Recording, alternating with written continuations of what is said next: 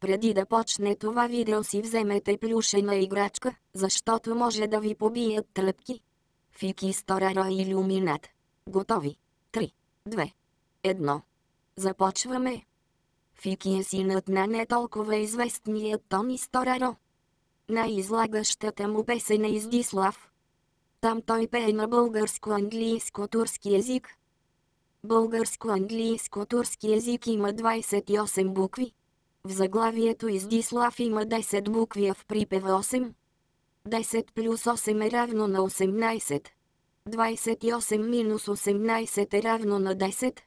Много хора обиждат Фики, че няма крака. Но не е така. Макар и да няма човешки крака, Фики има кокоши крака. Кокошка. Кокошка се римува с матриошка. Матриошка има 9 букви. 10 минус 9 е равно на 1. Едно е окото в триъгълника на илюмендатарите. Не ви ли стигат доказателствата? Ами ето ви още. Фики пее в планета Пайнер. Планета. Планета като Марс. Има десерт Марс. Също така и НАСА разследват Марс. НАСА има 4 букви. Фики също има 4 букви. Дали е случайност или не, не знам. Фики има плочки. Кой друг има плочки? Точно така Спонж Боб. Спонж Боб има 9 букви.